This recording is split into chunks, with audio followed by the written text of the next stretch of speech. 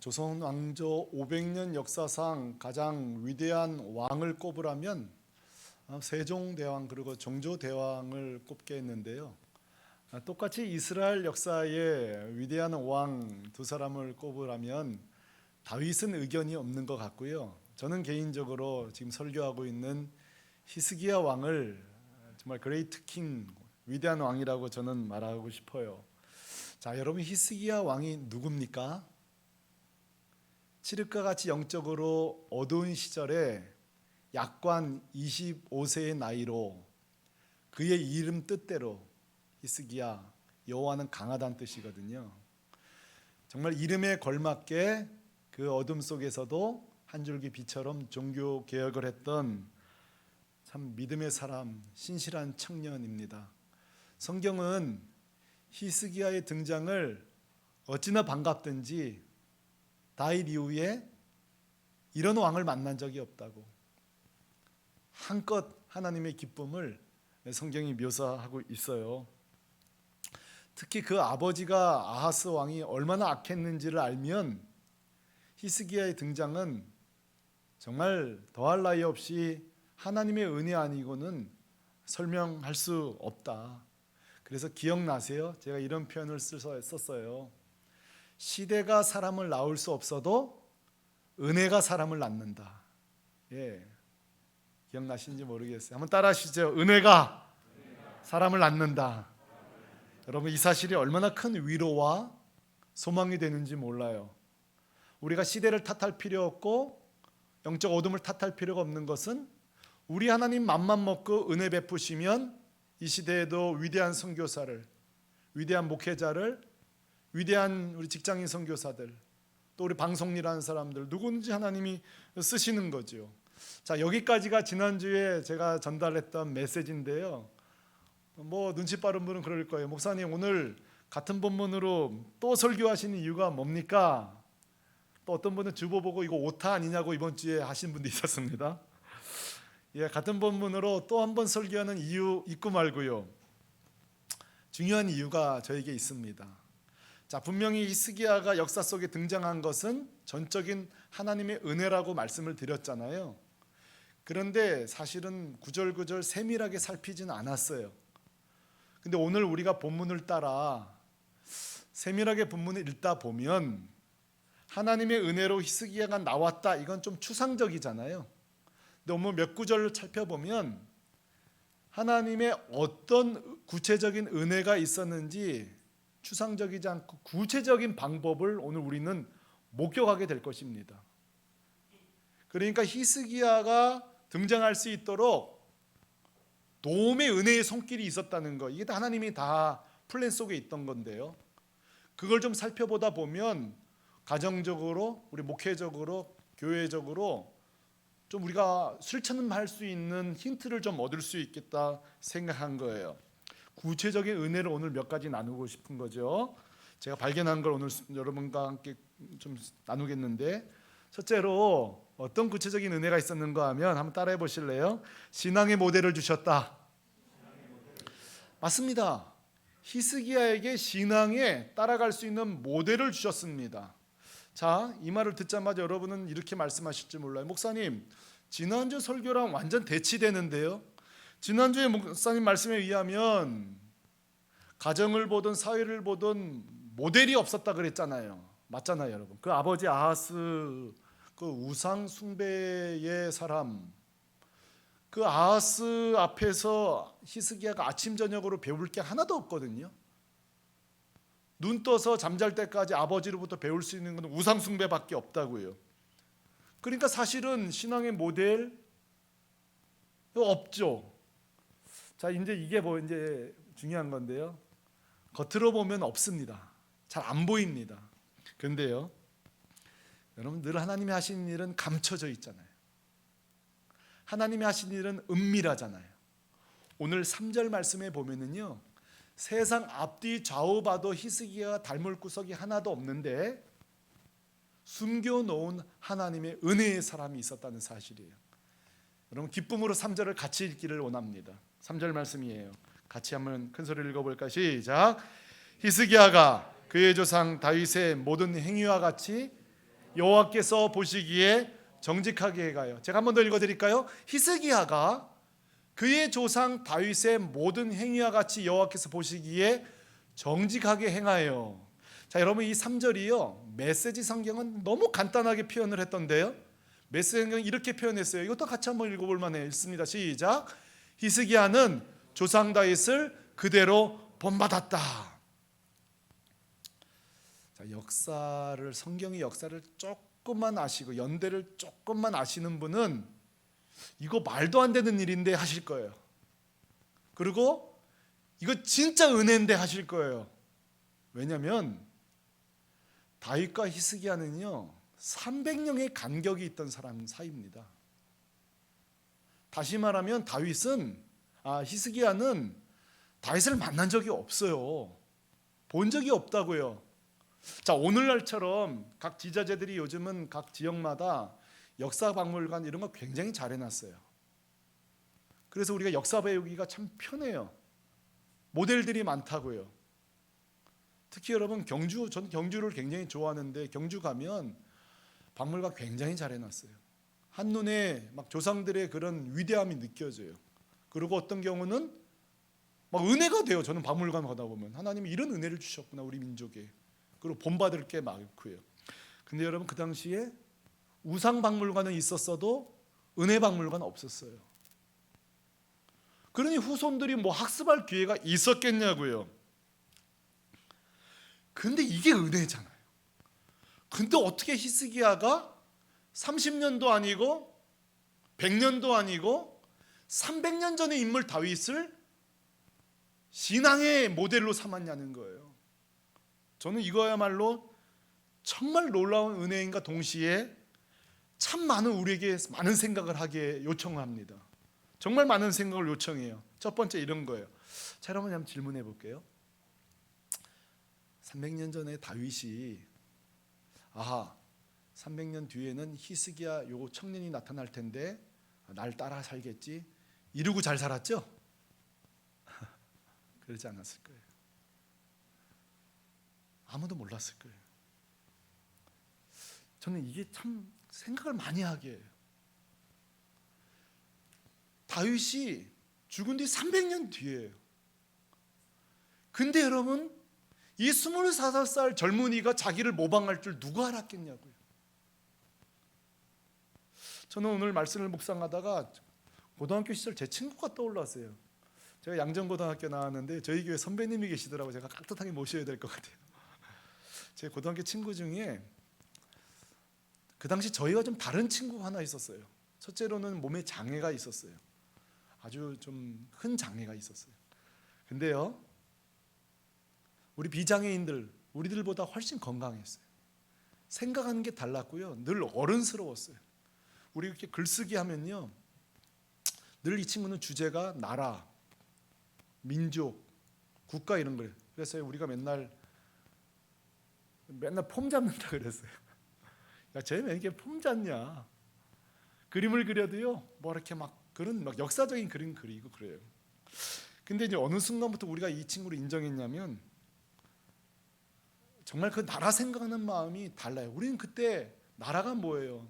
맨날 스포츠 누가 이겼냐 이런 거 관심 갖고, 예?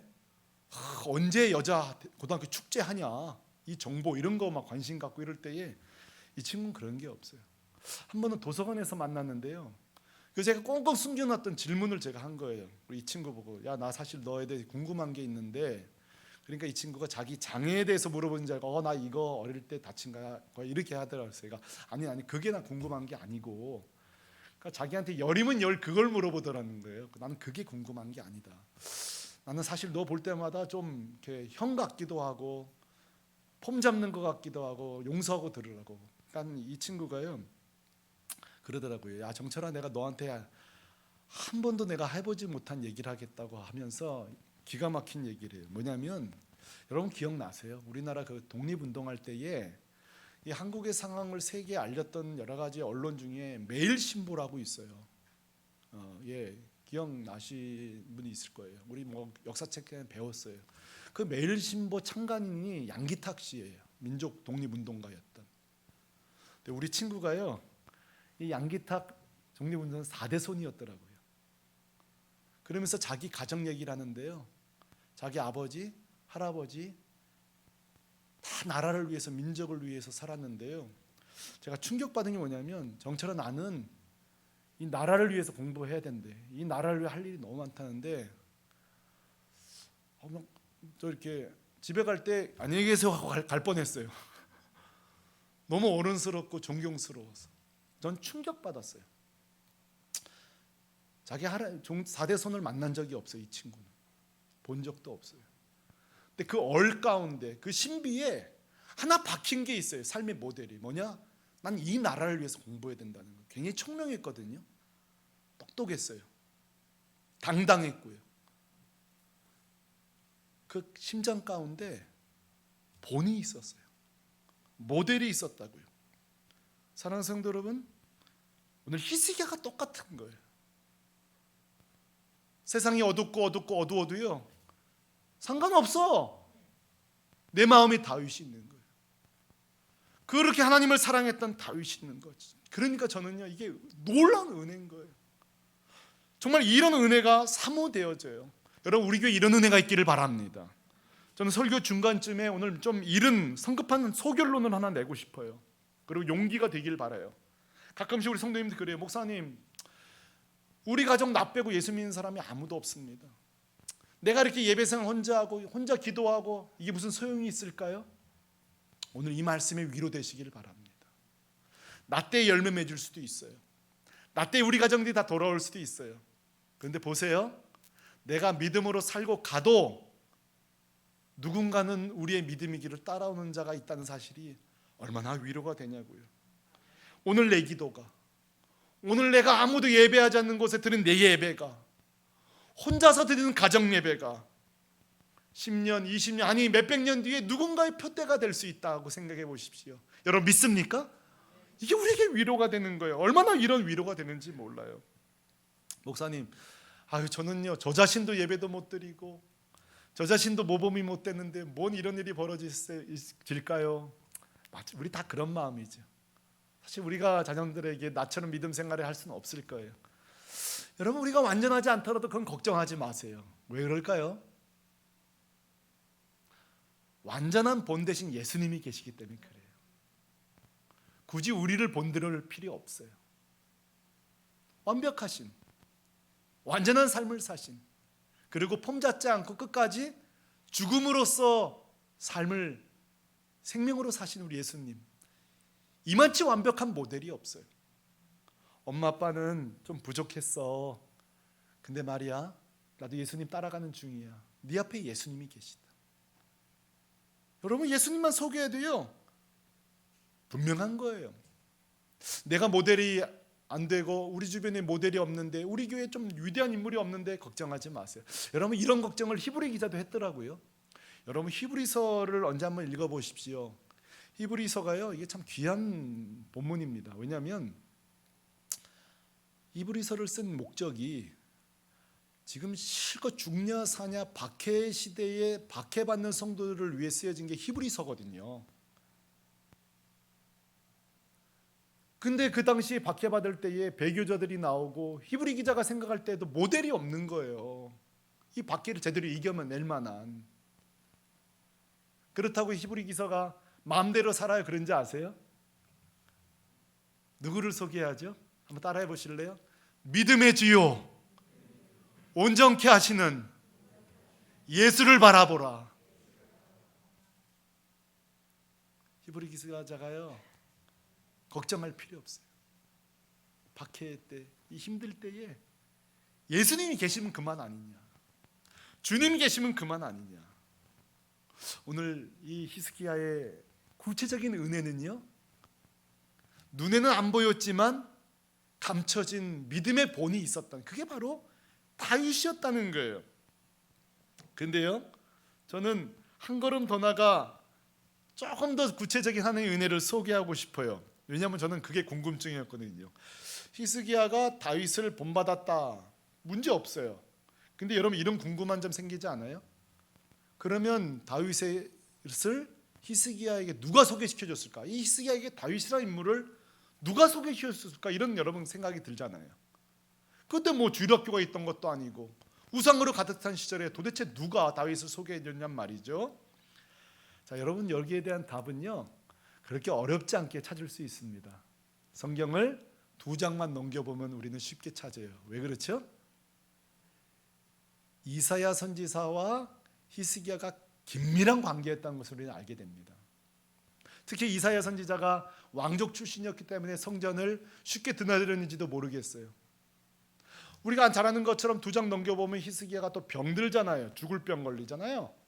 그때 이사야가 와서 중보기도 해주고 케어해주고 그리고 15년 더 살게 줍니다. 그리고 6절에 보면은 히스기야가 율법에 전념하게 되었고 하나님과 연합하게 되어집니다. 모든 열왕기와 이사야서를 연구하던 신학자들은 동일한 결론을 갖고 있어요. 히스기야는 이사야의 섬김이 있었다. 자, 그러면 이런 결론 낼 수 있어요.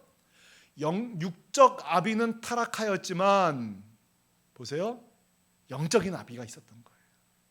이게 하나님의 은혜예요. 디모데도 그런 은혜를 받았잖아요. 여러분, 디모데의 아버지가 헬라인이었어요. 세속적인 사람이라고요. 믿음의 사람이 아니에요. 그런데 어떻게 디모데 같은 신실한 사람이 나왔냐고요?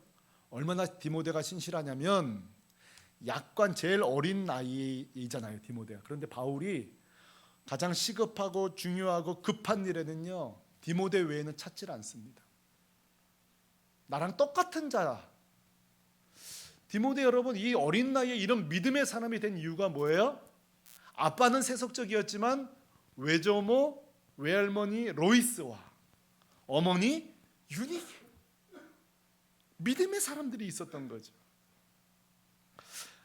저는 이게 너무 위로가 돼요. 여러분 그런지 문자 아세요? 목사님, 저는 부모님이 다 예수 안 믿는데요. 그래서 걱정하지 마십시오. 그럼에도 불구하고 여러분이 어떻게 예수 믿게 되었고 여기까지 자랄 수 있었죠? 여러분 옆에 영적인 아비들이 있었기 때문이에요. 오늘 여러분 숙제를 내드립니다. 오늘 숙제는요, 처음 여러분에게 복음을 전해준 사람, 여러분을 제자 훈련시켜준 사람, 여러분이 직분 받을 수 있는 사람, 누군지 모르겠지만 여러분이 가장 영향력 끼친 분에게 최소 문자 하나 보내시기 바랍니다.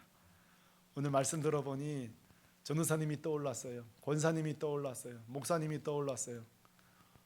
좀 안 좋게 헤어졌으면 할 수 없지만 관계가 맺고 있다면 감사 문자 한번 보내보시기 바랍니다. 아마 저 같으면 괜히 기쁠 것 같아요. 그 열매를 거두는 거니까요. 얼마나 기쁘겠어요. 자, 여러분 이렇게 정리할 되네요. 어떻게 히스기야라는 인물이 나왔을까 할 때에 추상적으로는 하나님의 은혜야, 이걸로 끝날 것 같은데 구체적으로 살펴보니까 보죠. 이 어둠 속에서 300년 전 인물이지만 다윗이라는 빛이 있었어요. 그렇죠? 그리고 이사라는 영적 아비가 있었다는 사실이에요. 여러분 기억나시는지 모르겠어요. 10년도 더 된 일이네. 2009년 제가 정확하게 기억합니다. 그날 제가 좀 저 관련된 일이 있어가지고 2009년 10월 1일 날 여러분 새벽에 동해 앞바다로 북한 주민들 11명이 귀순했습니다. 동해 앞바다로. 그때에 최초로 발견한 사람들이 이제 한국 해군인데 해경들인데요. 해경들이 그 현장에 도착해서요, 2가지 때문에 놀랐다죠. 첫째, 이 악천후를 뚫고 온 배가 목선이었어요. 목선. 여러분 목선이 뭐냐면 큰 배와 배 사이를 왔다 갔다 연락선 이런 거잖아요. 그 배로는 이 악천후 뚫고 5일 동안 올 수가 없는 배인데 타고 온 거예요. 그게 일단 해경들이 너무 놀랬고 다행인 거죠. 둘째로 놀란 거, 이제 이게 진짜인가 아닌가 하고 귀순 의사 묻고 취조하잖아요. 한 며칠 동안. 취조 과정에서 이 뭐라 그러는 거 아니 3일째에 위성 장치가 망가졌대요. 그러니까 이게 지금 악천후 속에 남한으로 온 건지 아직도 우리가 이북에 있는 건지 모르는 가운데 위성 장치가 망가진데 오게 된 거예요. 그럼 어떻게 왔을까요? 여기 이제 리더격 되는 이 탈북자의 증언이 굉장히 중요해요. 뭐라고 하는 거 아니? 일단 그 위성 장치가 망가졌을지라도 저 끝에서 반딧불처럼 뭐가 깜빡깜빡거리는데 그것도 계속 비치는 것도 아니고 큰 빛도 아니고 뭔가 깜빡깜빡 비치는데 저기 북한이든 남한이든 관계없이 무조건 냅다 달렸다 왔다는 거예요. 나중에 알고 보니까 그게 뭐냐면 여러분, 새벽 조업을 하고 있던 남한 배들이었어요. 여러분 묻고 싶어요. 이 11명을 살린 게 큰 태양이었죠? 이 11명을 살린 게 조명탄이었죠? 밝은? 아니에요. 누가 그러대요? 깜깜할 때는 촛불도 위로가 된다고. 여러분 보세요. 이 히스기야라는 인물이요, 대단한 게 있었던 게 아니에요. 그 칠흑과 같은 어둠 속에 다윗이라는 희미한 빛이에요. 기억도 해주지 않는 그 당시 이사야라는 선지자예요. 저는 오늘 말씀 앞에 주님 앞에 이렇게 했어요. 주님, 저 이제 핑계대지 않겠습니다. 뭐만 있으면 양육 잘할 수 있고, 뭐만 있으면 부흥될 것 같고, 뭐만 있으면 우리 교회 될 텐데. 네, 히스기야 보면서요, 주님 저 이제 핑계대지 않겠습니다. 여러분 지금 보세요. 핑계댈 게 없어요. 이 작은 불빛에도 하나님의 은혜가 있으면 하나님은 사람을 세우시는 줄로 믿습니다. 여러분 이 북한군의 증언처럼요, 히스기야도 이렇게 증언하지 않을까요? 나 같은 사람 어떻게 나왔는지 알고 싶나요? 첫째는 전적 은혜요, 둘째는 다윗이란 빛이요, 세 번째는 내 영적 아비인 이사야입니다. 아마 이렇게 얘기했을 거예요. 사랑하는 성도 여러분, 2주에 걸쳐 저는 히스기야 왕에 대해서 오늘 설교하고 있으면서 결국 히스기야 왕에 대한 3가지 결론에 도달하게 되었고, 저는 앞으로 이 3가지에 집중하면 되겠다는 결론에 이르렀습니다. 첫째입니다. 모든 게 하나님의 전적 은혜구나. 여러분 믿습니까? 이거 1등입니다. 이걸 벗어나는 게 없어요. 첫째, 하나님 은혜다. 둘째로 반드시 믿음의 조상은 있어야 되겠구나. 반드시 있어야 된다. 셋째, 영적 지도자는 교회에 있어야 되겠다. 저는 샘물교회 그 가정 여러분 자신들에게, 저 자신에게 도전하고 싶습니다. 이렇게 물을게요. 여기에 먼저 여러분 동의하셔야 돼요. 여러분 정말 우리 자녀들이 히스기야 같은 자 되길 원하십니까? 아멘이시라면 이제 우리는 뭐에 집중해지는지 선명해졌습니다. 저는 앞으로 3가지만 집중하겠습니다. 첫째, 우리 자신입니다. 우리 자신에게 적용해 봅시다. 전적 은혜라고 했잖아요. 그러면 우리는 전적으로 기도해야 됩니다. 기도밖에 없습니다. 자, 제가 이렇게 손을 들게요. 전 지금 왜 드는지 아세요? 여러분 구약에서 손을 든다는 거는요, 항복을 의미해요. 정말 하나님 이 샘물교회 우리 3남매 제 목회, 저는 하나님 은혜밖에 없습니다. 우리에게 이 2손 드는 게 필요해요. 히스기야를 주옵소서 전에 할게 전적인 기도예요. 저는 요즘 아무리 기도해도 하나님 똑같은 메시지만 주세요. 위로가 되기를 바랍니다. 주님 저에게 그런 위로 주세요. 감동 주세요. 샘물교회 기도하면 부흥된다. 기도하면 산다. 저는요 반복적으로 이 말씀밖에 안 주세요. 기도하면 사는 거예요. 교회만 사나요? 가정이 삽니다. 우리 자녀가 살아요. 2번째 우리가 집중할 거는요, 보세요. 오늘 히스기야는 우리 몫이 아니고요, 오늘 우리가 다윗으로 살면 됩니다. 우리 때의 응답이 되든 내일 되든 관계없어요.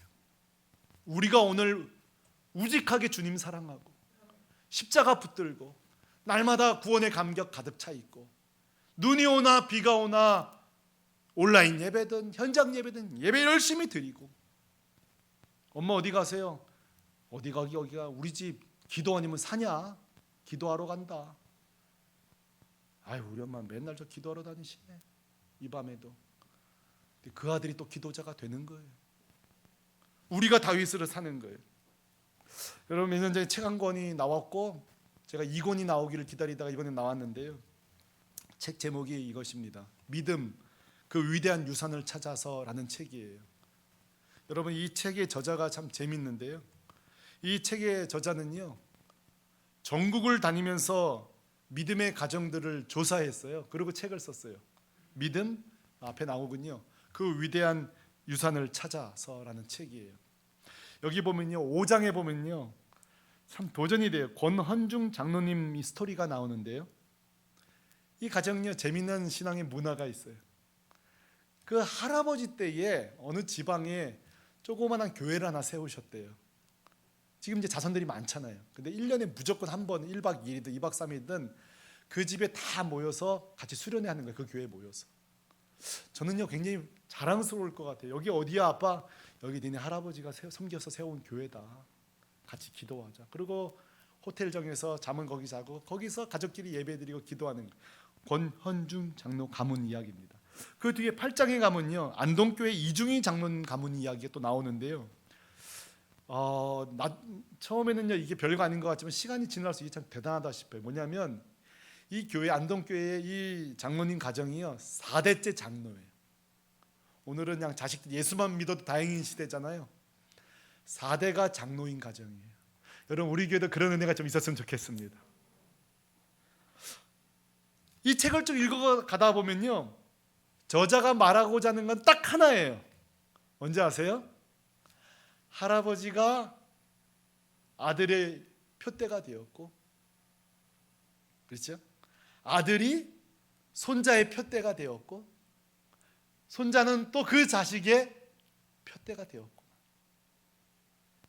이런 은혜의 선순환이 이루어져서 여기까지 왔구나.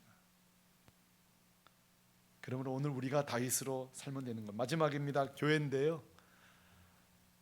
저와 같은 전문 목회자들을 위해서 여러분 기도해 주시기 바랍니다. 우리 전사님들을 위해서 꼭 기도해 주시기 바랍니다. 이사야처럼 말이죠. 이사야가 있는 게 얼마나 축복이에요. 이사야 하나가 있으니까 왕이 바로 쓰고요. 왕이 바로 쓰니까 나라가 바로 쓰잖아요. 여러분 새물결 교회에 저를 비롯해 우리 목회자들이 이사야 같이 바로 쓰도록 기도해 주시길 바랍니다. 특별히 여러분들에게 고마움을 전하고 싶어요. 우리 전도사님들을 여러분 잘 섬겨주셔서 고마워요. 우리 또 전도사님들 올해부터는요 또 신학교 등록금 반액을 지원하게 된 것에 대해서 감사하게 생각해요. 여러분이 허락해 주셨어요. 저는 제 꿈이 있어요. 어떤 꿈이 있냐면 뭐 전도사님 몇 년 있다 가겠지 그게 아니라 우리 교회에서 잘 성장했으면 좋겠어요. 10년 20년 뒤에 한 교회를 책임질 수 있는 위대한 목회자를 키워내는 교회가 되었으면 좋겠어요. 여기서 언어도 준비하고 선교사라면 여기서 우리가 은사를 보고 그렇죠. 제가 그래서 우리 전도사님들 이렇게 은사와 장점이 뭔지를 살펴봐요. 그리고 좀 뭐 뒷바라지 할 게 없나. 할 수 있으면 우리 교회가 좀 건강해지면 공부도 좀 시켜주고 싶고요. 아유 목사님 그거 우리 교회 얼마 계실지도 않을 건데 그럴 수 있지요. 근데 여러분 그렇게 생각하지 마세요. 제가요 놈의 교회가 훈련시켜서 여러분이 열매 거두고 있는 거예요 지금.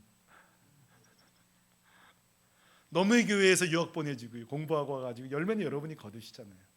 그런 거잖아요. 우리 전도사님들 우리가 잘 키우고 잘 섬기면요 10년 20년 뒤에 한 교회를 책임지게 될 거예요.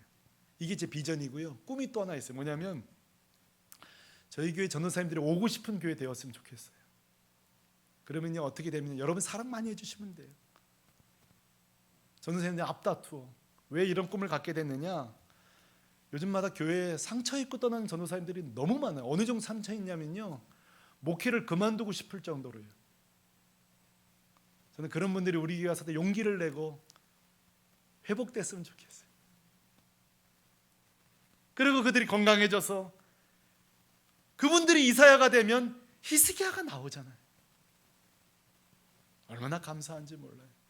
오늘 가정의 달 맞아 2주에 걸쳐 주님이 우리에게 주신 메시지 하나님의 사람 전적인 은혜다. 그리고 믿음의 다윗과 같은 가문에 믿음의 사람들이 필요하다. 그리고 교회 안에는 믿음의 사역자가 필요하다. 이 세 가지를 주님 오실 때까지 잘 성취해 나가는 저와 여러분 되시기를 주님의 이름으로 축원합니다. 저는 오늘 이사야가 살아있고요. 이사야 보고 오늘 제 설교 듣고 무슨 찬송하고 싶냐 묻는다면 이사야는요 이 찬송 좀 불러다 그럴지 모르겠어요. 샘터 213장 찬양인데요 이 가사가요 딱 히스기야의 마음이에요. 보세요. 세상 흔들리고 사람들은 변하여도 나는 주를 섬기리. 이게 히스기야 마음이잖아요. 아버지도 흔들리고 세상 다 흔들리는데요 나는 주를 섬기리. 주님의 사랑은 영원히 변하지 않네. 나는 주를 신뢰해. 저는 이 가사가요 딱 히스기야의 마음이다. 자, 오늘 우리 같이 찬송 부를 때에 여러분, 저는 3남매가 있습니다. 여러분 자식들 생각하면서, 우리 교회 전도사님들 생각하면서 우리 교회 이런 교회 되게 해달라고 다 같이 자리에 일어나서 이 찬송 부를 때에 성령께서 우리 마음에 또 한 번 은혜를 주시기를 간절히 소망합니다.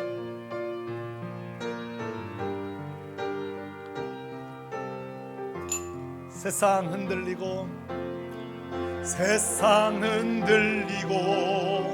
사람들은 변하여도 나는 주를 섬기.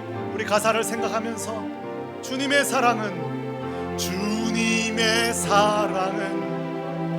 영원히 변하지. 나는 주를, 2절 가사는 더 좋아요. 믿음 흔들리고 사람들 주를 떠나도 나는 주를 섬기. 아멘. 주님의 나라는 영원히 쇠하지 않는 나는. 우리 한 번만 더 불러요. 믿음 흔들리고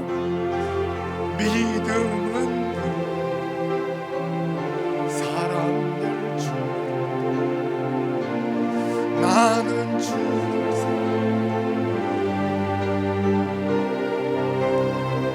주님의 나라 영원히 나는 주를. 우리 큰 소리로 오른손 들고 찬양하십시다. 오직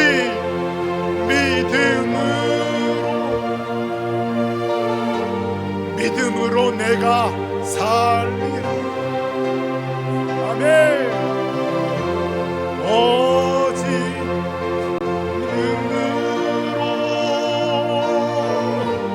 믿음으로 내가 오직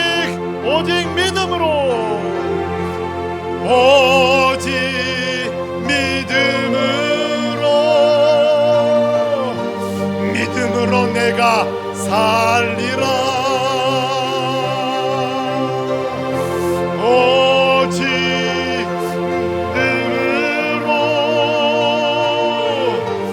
믿음으로 내가 살리라. 두 손 들고 계세요. 두 손 드는 것은 항복이라는 뜻이라 그랬어요. 주님, 난 살 수 없어요. 내 힘으로는 살 수 없어요. 내 힘으로는 내 가정 이끌 수도 없고요. 내 힘으로 내 아이들 키울 수도 없어요. 그러나 하나님 계시고 하나님의 은혜 있으면 난 살 수 있어요. 이제 기도로 사는 인생 되게 해주세요. 내가 다윗으로 살고 나면 우리 가정 이스기야 나올 줄로 믿습니다. 마지막이요, 우리 교회 이사야 같은 목회자를 키우는 교회 되게 해주세요. 우리 나심하여서 한번 기도하겠습니다.